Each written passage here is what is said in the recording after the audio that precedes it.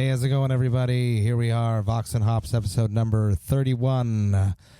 This week, I have some amendments to make. I made a fuck-up last week, and I have to correct it. Last week, I made a bunch of thanks to all the people that brought out some beer for me on the Hell Over North America, and I forgot 3 people. So here they are. My friend Natalka and her lover Grant came out in Toronto. They brought me a bunch of great beers. I sincerely apologize. I totally forgot you guys, but I remembered once I wrote my post, and I included you in that, but I did not include you in the episode, so I'm doing that now. Thank you, Natalka. Thank you, Grant. You guys brought out some great beers. Really, really appreciated those. And a slight correction for Zach Roberts, who came out in Providence, Rhode Island, and he brought me some shitty beer. It was just the worst beer ever. And it's not that it was craft beer; it was just garbage beer. And I've said this to Zach, and he knows it. And some of the boys enjoyed it, but I did not. I didn't even partake, and he knows that. But thank you, Zach. I appreciate it. The boys appreciate it, but it was shitty beer. Next time, you've already told me you're going to bring me some good IPAs. We'll see if you can make up for that. Not that I'm not appreciative. It's just I don't drink shitty beer. Thank you. Today on the podcast is my collaboration with the JHOFFFILMS YouTube channel. Chris Soutsos, I hope I'm saying that right. He says that it's the Greek way of pronouncing it. I'm hoping I'm doing it right. Chris from JHOFFFILMS came out in Toronto. We did a collaboration. He brought me a whole bunch of beer. He jumped up on the bandwagon. We did an interview. He used his video camera, and we used the audio for that. Now, I just have a message for all of you that are about to listen to this. I did not use my own personal recording gear for this, and it is something that I truly regret because the audio quality is not where I would like it to be. He tried to do some stuff on his end, and I tried to add some stuff on my end to fix it, and I decided just to leave it the way it is because the more I touched it, the more it got weird. So you live, you learn. Next time I do a collabo with someone that's going to film me, I'm going to use my recording gear so that I have my audio quality the way that I like it. So that being said, if you are a first-time listener, please do not think that this is what all Vox&Hops episodes sound like. It is not where I'd like it to be. It is slightly irritating due to the loud hum of the generator in the background because we are on the bandwagon. But nonetheless, it's a great episode. I had a lot of fun sitting down with Chris, JHOFFFILMS. You guys should check it out on YouTube. I'm going to include the video version of this podcast, which we recorded in Toronto. It will be in the description. It's on YouTube right now, JHOFFFILMS. Check it all out. This is it, Vox&Hops, episode number 31. I warn you, what you are about to hear is very disturbing indeed. Want to go to the back room after and go braid each other's hair, probably. Yes. Cheers. Cheers, brother. Thank you so much for hanging out Thank today. you for bringing me a Waterloo IPA. Made in Waterloo, Ontario. Not the British one, though. It's a bit more bitter than I would like. It's like a West Coast style IPA. Mm-hmm. It's very drinkable. It's nice, thank you. Yeah, my pleasure. I'm more of like a hazy New England style IPA fanatic at this point, and it's really just morphed my palate into just wanting that. Yeah. Yeah. So here we are. We're outside Lee's Palace in our bandwagon. I'm with Chris, and he runs a YouTube channel called JHOFFFILMS. Let's talk about that. Let's talk about that. Tell people what you're all about, what that is. So JHOFFFILMS is a YouTube channel. It says everything in the description. Where metal meets comedy. It started off, we were doing, well, this is prior to when I joined, so this was back in 2013. I became part of the channel in late 2015. So at the time in 2013, there was all these parody videos of how to be a black metal vocalist, where it's just, one main character and JHOFF filming and just one running around Walmart being ridiculous with Halloween decorations and shit. I have seen that. You've seen how to be a black metal vocalist? I think so. Yeah. Excellent. We got a vintage JHOFFFILMS fan. I think so. Beautiful. So that's how the channel started, and then over the years, people have come and gone on the channel. So the original main character was a guy named Carpizzo, and then he went off to do his own thing to be a DJ, a degenerate somewhere, we don't know. And then Prims came on the channel, and he was doing parodies of Phil Anselmo. So when the White Power thing happened, there was a parody video about that. White wine. Yeah, white wine, white Power Ranger. We're not sure what Phil was trying to say that night. White out, maybe, because he saw someone carrying a vulgar display of that Power album. I don't know, but... That video was something. And then I came into the picture, and we're still doing comedy stuff. We're trying to branch out, do a bit more shit with bands these days, just because we're talking about this prior to getting on the bus. It's always better to get information straight from the source, like a band member, or hearing what life is like on the road and what it's really like being a musician out there, right on the tour bus. Are you a musician?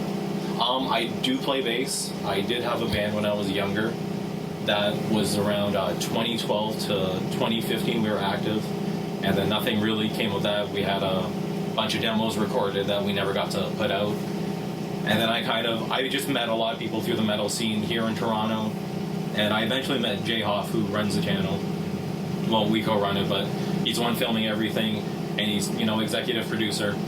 And so everything that we've done together, it's because I met him at a show one time here in Toronto. It was an Amon Amarth concert with Skeleton Witch, and we just swapped phone numbers, and then he gave me a call one day, asked me, hey, we're doing this video called How to Be Metalhead Friends. You just want to chase a guy around the mall.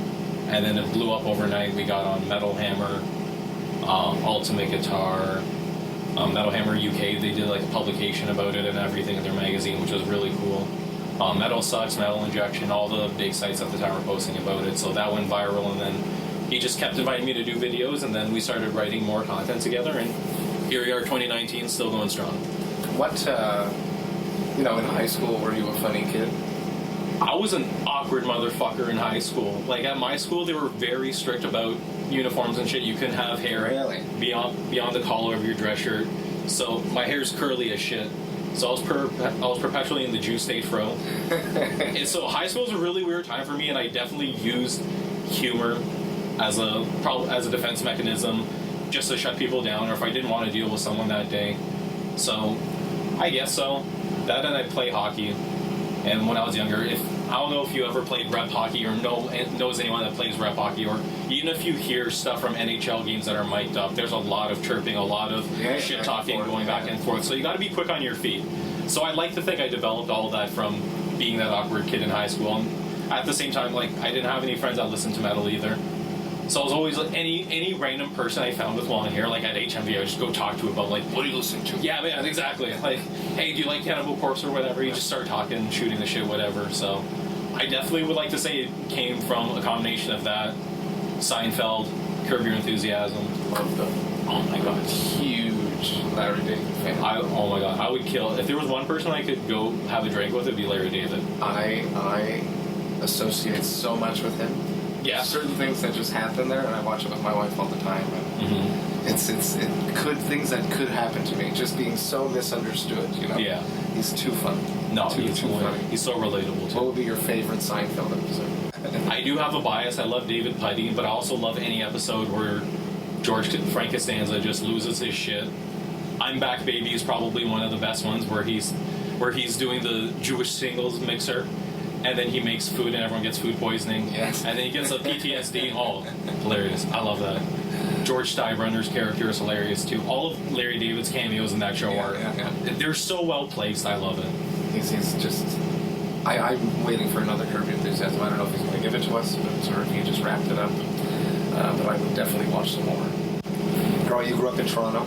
I grew up in a city, Mississauga, not too far from here. It's like a suburb of the GTA. Yeah, suburb of the GTA, so I'm not too far. But yes, I played a lot of hockey in the city of Toronto as a kid. I played rep. I played in the east end of the city, in the west end, where I'm from, Mississauga. So I've been here, there, and everywhere playing hockey, and then going. What position do you play when you play hockey? Left wing. Left wing. Yeah. So you're a striker. Yes. Yes. Was there ever an aspiration of going all the way? I'd be lying if I said at one point when I was a child I didn't think to myself, I want to be a professional hockey player. But there's so much that goes on with hockey, unfortunately, in minor league hockey, be it politics with parents. Like, there are parents that will go out of their way to bribe coaches to get spots on teams for their kids. And it's just, that's not what the sport is about.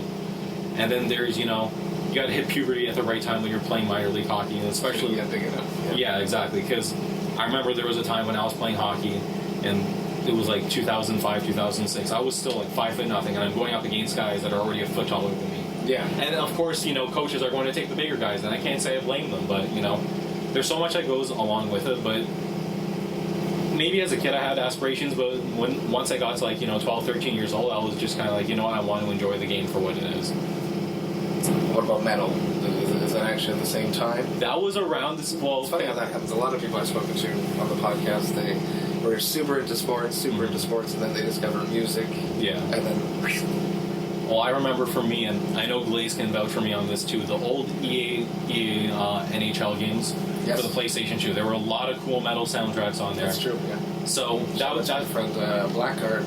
Yes, song on the back of the Blackheart. deck. Yeah. I remember that, yeah. So I think it was a combination of that, and I had one friend in elementary school in grade 8 that showed me Metallica. And then from there, that's all my life became once I got to high school. Like grade 8, grade 9. And then coming to shows in town tonight, the show's being promoted by Inertia. Yes. From Noel, shout out to Noel. I really feel like he is the metal king of Toronto. Oh, absolutely. He's been doing this for years and years and years, and I know that when I'm booked by Noel, I know that it's going to be a good show. Mm-hmm. I know that we're going to be taken care of. How do you feel growing up in Toronto, coming to metal concerts has evolved your metal palate? I'm definitely a bit more choosy with which shows I'm going to these days. Like when I was doing my undergrad, I had a bit more pocket cash on me because I was bartending, so I'd go to as many shows as possible. And now you can only see a band for so many times, and I try to mix it up, be a bit more choosy with what I'm going to go see. But because I played shows with Noel back in 2013, 2014, and I can definitely vouch. Noel's a great guy. He does a great job running all the big name shows. He brings a lot of big names into the city. So even just going to being part of shows that he's booked has opened me up to other bands in the area. Bands like Panzerfaust, Crimson Shadows. Yes, shout out to both of those bands. I love those bands. Yeah. Awesome guys. Crimson, we did a show with them in Battlecross. Yes. And this was January 2014, and it was the pre-Europe tour that Battlecross was doing, and that was over at El Macombo. I remember because there was a crowd surfing cactus at that show. It was a great time. It's a great front band, man. Yeah. Battlecross. Gumby. Yeah. Gumby, come back to Canada, please. Yeah, it's been a while. I haven't seen you. I saw he ran the other day. Where were you? That was a great episode as well to listen to that. Yeah. That was the first one in this thing. Oh, okay. So where do you usually do the podcast? I tend to go to bars, honestly. Or I've done it backstage, or I'm trying to be like creative.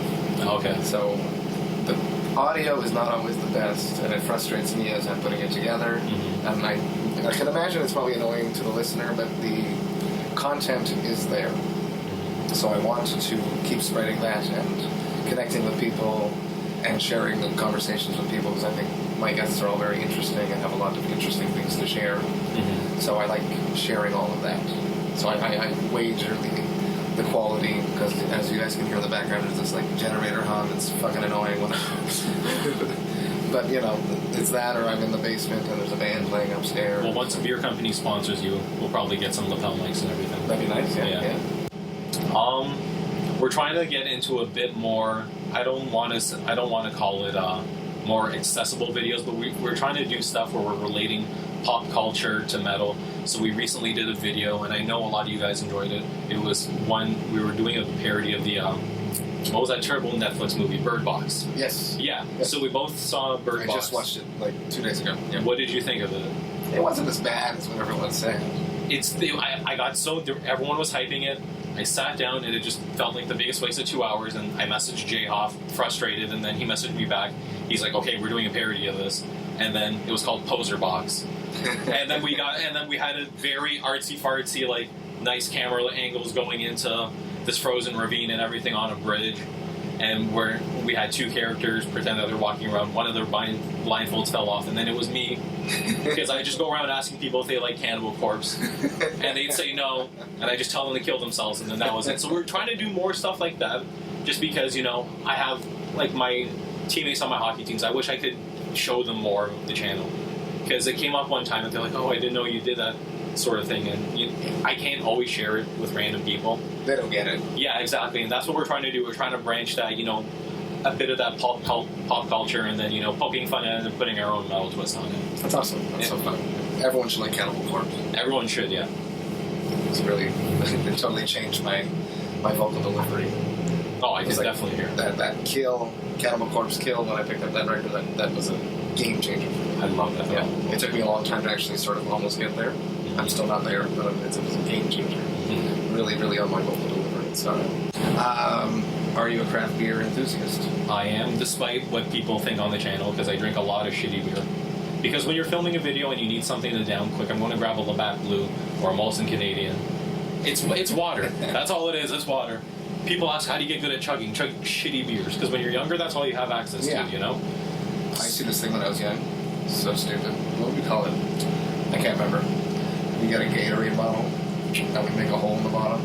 It's like shotgunning, basically. But we got a big Gatorade bottle. We pour like 2 beers in there, and then you flip it upside down and let the air in, and it just like funnels straight down through. Yeah. I know what I'm trying when I go home. It works. It's brutal. We used to buy like a 6-pack and down like 4 at a time. Nice. Giant Gatorade. You gotta think outside the box with that. What would be your favorite craft beer? This is something that's been happening That's not a bad thing on to tour. happen, right? I have friends. This is Natalka. Hi. How you doing? Just talking about a show that is Blackguard and Battlecross. What And I about just walked in. Yeah. what about It's not insurrection? Oh no, Oh. Insurrection wasn't on that. 2 for 3, not that bad. I've been doing something with the fans. If the fans come and bring me, they're not fans, they're friends in this instance. They bring me some craft beer that they get free entrance to the show, and then I use it on the podcast, and I use it to fuel the Cryptopsy drinking machines. Keep the party alive. So let's see what Natalka brought us. Jacklands Brewing. Shacklands and some Reinhard What is it though? It's a Beer Mars. Avril.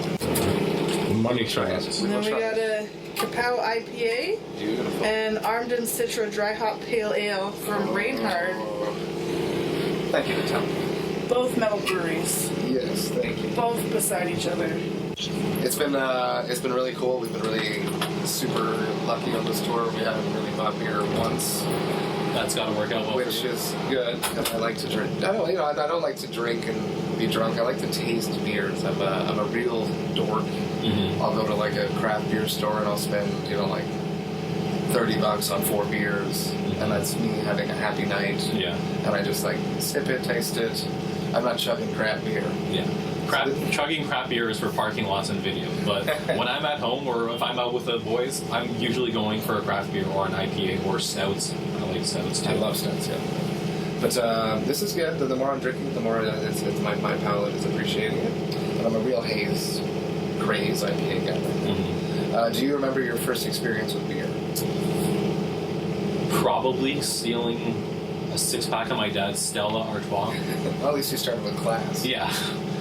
Because I remember my dad told me one time, he's like, the fancier the beer, comes with a fancier lid or whatever You at the top. can't like... Exactly, yeah. So, I can't remember. I was probably watching a hockey game with my buddies when we were in high school. We were sitting in the basement with a freshly stolen 6-pack of beer.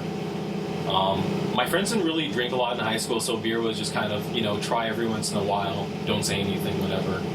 And then it wasn't until I went off to university doing my undergrad and then going to shows, and that's when I started drinking. I started meeting metal. The metal brought the beers.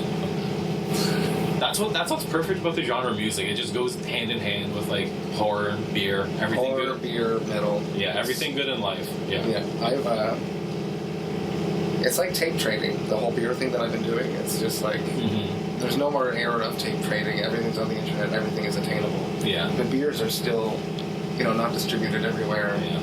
They do limited runs, so you can't get your hands on them again. So I love the Authenticity. yeah, and like tape trading. I want to share. Like before this tour, I went and bought a bunch of beer to share with the guys from Benighted because I know that Pierre, the bassist specifically, is really into craft beer. So I went and bought like the best, the Boreals and August, and I brought him one. And I said, "Here, please take this." And he was like, "Oh, dude!"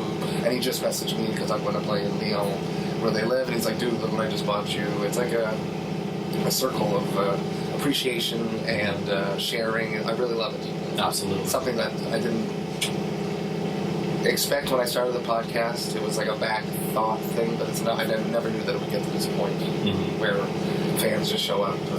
It's such a sociable aspect of the scene as well. But you have to contact me beforehand. You can't just get in for free. Because in Atlanta, those 2 girls just showed up and came to the door, and I was like, "I got these beers from Matt. I can come in for free." And Right to the venue? Yeah. Oh, that's the not venue good. guy was like, "What are you talking about?" But luckily they were cool. They came and got me, and Oh, okay. we had room in our list still, so they got in. Yeah. Nice. Yeah, shout out to you, Nicole. You play hockey. Yes. The Leafs are in the playoffs. Yes, currently, still. Game 5 is tonight. Please, for the love of God, win a game in TD Gardens, boys. We're rooting for you. How important is hockey for you? Honestly, hockey and metal go hand in hand for me. So when I was 17, 18 years old, that's when I stopped playing rep hockey because I got to university. And then university started meeting people. That's when I picked up bass as well. And I joined a band at the end of my first year of university. So they've both been huge aspects of my life. And now that the Leafs are finally fucking good, it's an exciting... They really are. Oh my God. I'm from Montreal. I'm a Habs fan at heart. I hate the Leafs. But you got a good team. We're going to fight each other outside the bus. You got a good team. That Matthews kid is... Yeah. Bless. Yeah. I love Austin Matthews. No, the whole team, absolutely amazing. We got hometown John Tavares, Mitch Marner. Yeah, seriously, I was saying forever. The Habs should have gotten Tavares. Oh my I've God. been saying it for years. Yeah. They definitely should have. But yeah, hockey's huge for me. It's a huge part of my life. My cameraman today, Brian, we used to play on the same hockey team together at university. Yeah. Shout out to Cannabis Leafs and everyone on that team. Cannabis Leafs? Yes, we had a lot of fun. That's awesome. Yeah. Until we got in shit for doing something in the change room. I don't know what. They were changing. Yeah, us changing. It's a real crime against humanity. You mentioned when you came up what I thought about Metal Sucks. Let's elaborate on that. Mm-hmm. What is your opinion? You know what? Metal Sucks, Metal Injection, a lot of those sites in their heyday, I feel, were doing a lot of good. They were just putting stuff out there, and now there's just so much of a skewed bias on all the information that you're getting. You're not always hearing both sides of the argument, and I think a lot of people, a lot of fans, people that go on the websites have eased back. I know even just from my circle of friends, no one gives a fuck whatever Metal Sucks or Metal Injection is doing, because they ruin a lot of bands' careers. And I'm not saying it's every band they're going on a witch hunt for, but I think sometimes the importance of information being prevalent in any scenario, in any case, when there's any misinformation going around, is necessary to get to a conclusion. And then some bands get a pass too. Yeah. Now, like, I hate Nazis. Yes, as everyone should. I hate Nazis. I also dislike the Antifa. I understand what they're doing, but I'm not about Antifa either. I don't understand the masks. If you're going to go out there and you're going to protest something, then go be authentic about it. Yes, Be agreed. yourself and stand up for what you believe in. There's no reason to be hiding your face if you're doing that. I still check out Metal Sucks and Metal Injection, but I mostly do it like today on the album release days, because I like to know what's going on, and sometimes they have some stuff that I haven't been paying attention to, and I'll see releases that have come out and stuff like that. But as far as the witch hunt, the canceling of tours, I know that there's certain bands that they've gone after that if we get tour offers with, I'd probably say no, because I don't want my tour to fall apart. Absolutely. Yeah, and you can't blame a club owner for canceling a show if he finds out that the bands are actually horrible people. Yeah. Yeah. But then there's also the other side there's the art and the people that create it. And then some people get a pass, and then some people don't. Like Metallica. That you can find that whole Zeke Heil thing with Lars. Yeah. It's just whatever's getting clicks for them, they're going to give a pass. They're just going to kind of sweep under the rug and not talk about. And then it's just, I don't know if it's because I've been in a band before. I hang out. I know a lot of musicians, know bands on the road and shit. I can empathize. It's not easy doing what you guys do, being on the road. And sometimes we make stupid jokes. Yeah, shit happens genuinely sometimes too. Sometimes we're just a little bit, and we do silly jokes that's inside jokes for ourselves. It doesn't mean that they're appropriate or acceptable. No, absolutely. But stuff happens. We're all human beings at the end of the day, correct? And cameras are around, the videos are around nowadays. Yeah. So you gotta watch what you're doing, especially in the public eye. Yeah, absolutely. Because Metal Sucks will get you. No offense, Metal Sucks. I'm going to be on their podcast soon. I just did an interview. I'm not against metal stuff. I just don't like the persecution. Just go back to sharing albums and releases. That's all. Yeah, don't be a gossip news stuff. Yeah, that's the other thing too. Is so much of it is I don't give two shits of a donkey fuck about what everybody from Bring Me the Horizon is doing with his career. But the amount of time, like I had to unsubscribe from their email list too. So I just kept getting emails. Ollie Skies, Ollie fucking Ocean. I don't give a shit, dude. Just like give me releases, give me tours. Yeah. I want to hear about the big tours coming up. I don't give a shit about. I want to hear what Maynard said. Oh my God, Maynard. Are you ready for the new Tool album? I'm ready because we're going to do. No, but No? we're going to do parody videos because that's something Prims did when he was still part of the channel.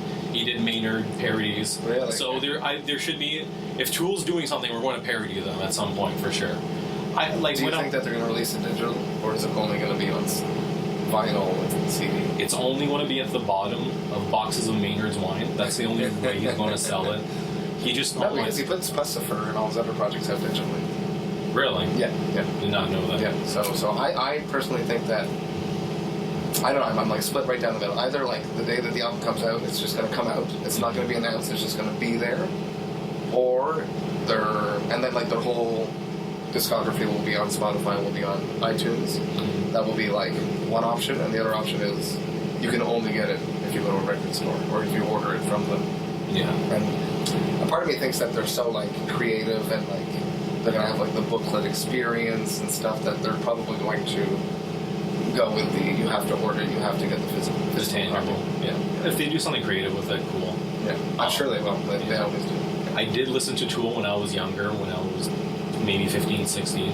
A friend of mine got me Lateralis for my birthday. Mm-hmm. And I can appreciate the music, the musicianship. It's just, that's another thing with metal sucks, is it just kind of ruins bands for you after a while, where you just don't give a shit anymore. Because you're just so annoyed at the personality. But it falls into, again, the personality versus the art. Yeah, exactly. And this person can be a horrible person, but they made...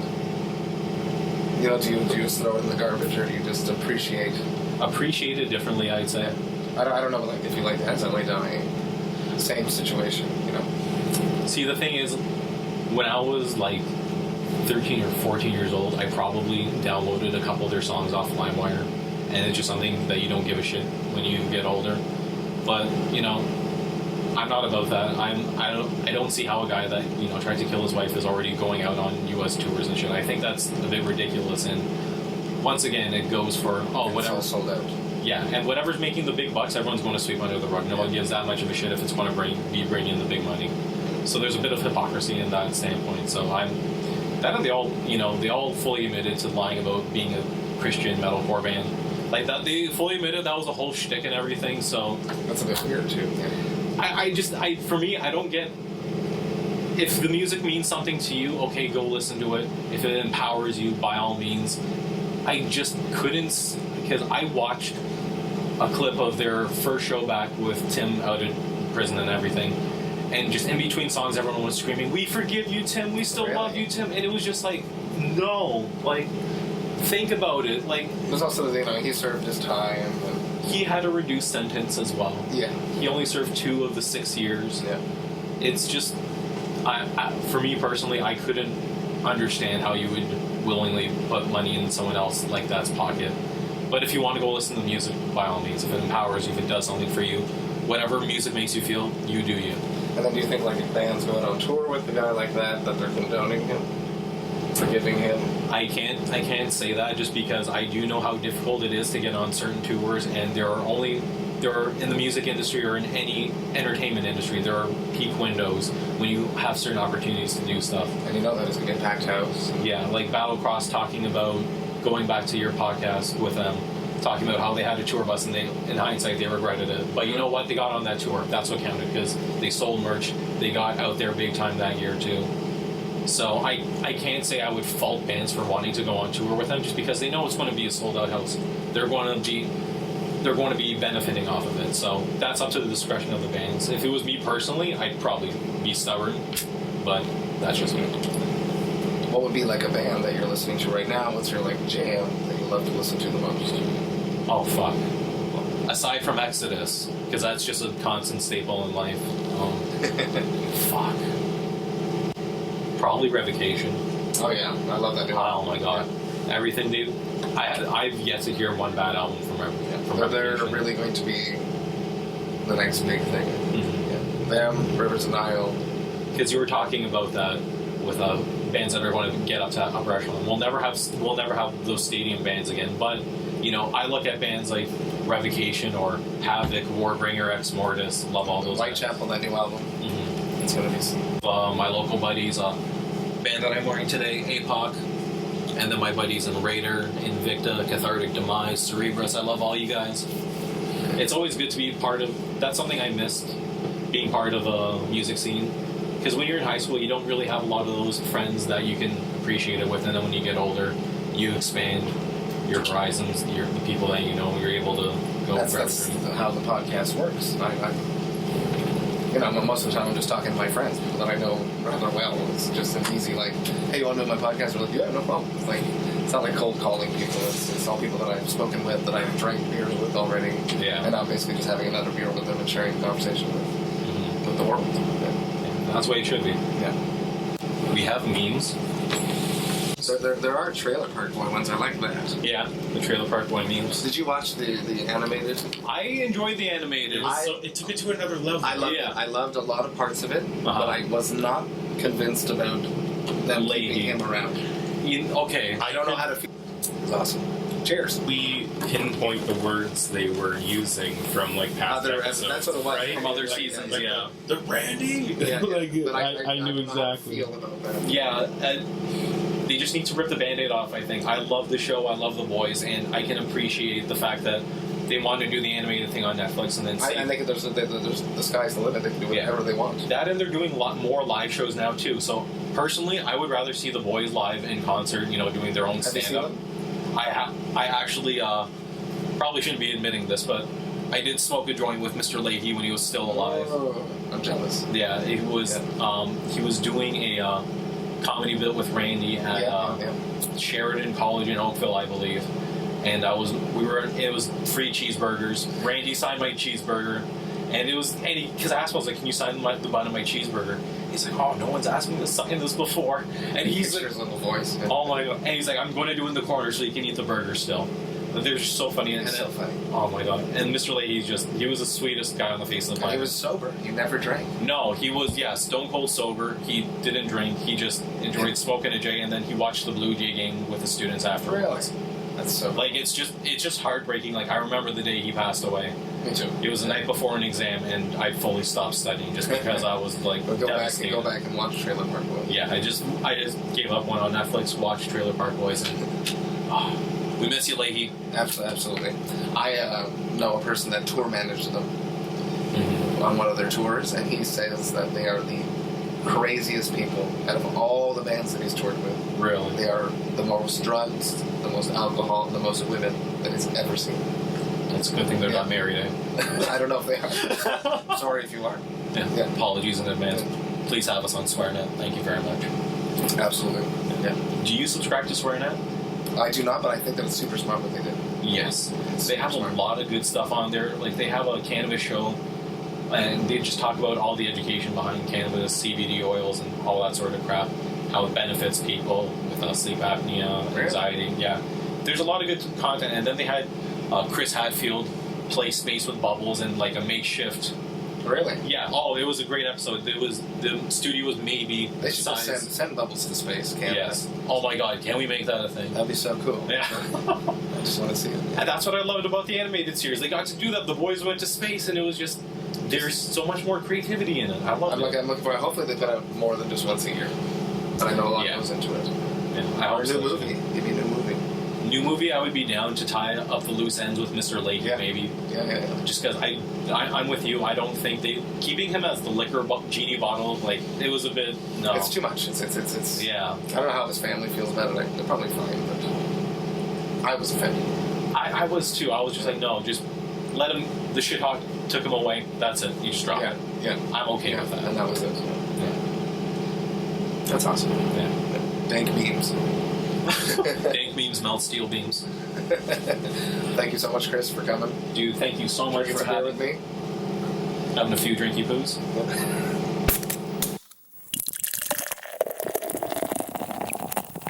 Hey, thank you all so much for listening right to the end. I know that it was difficult with that audio quality, but, as you get used to it, it sort of just disappears, hopefully.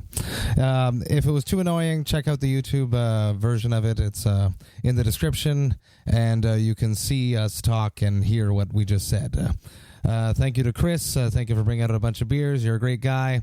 Loving the channel. I've been making my way back throughout a lot of his How to Be a Metalhead videos. They're super fun, super interesting. He's a funny dude and very Canadian, and I like that. Next up on the podcast, I have the infamous Daniel DeFonce. Daniel DeFonce is a booking agent, and he also works as a record exec for the record label Unique Leader. One of DeFonce's main things that he has going on is that he's the guy behind the Devastation on the Nation, which I had the pleasure of playing 2 years ago. Get your tickets this time around. They have Dark Funeral, Belphegor co-headlining. It's going to be a ridiculous lineup. You should check it out. Devastation on the Nation next week on the podcast. The infamous Daniel DeFonce, and you shall all get defonced. Thank you so much for listening. I appreciate you all. Lots of good stuff going on in the background here of Vox and Hops.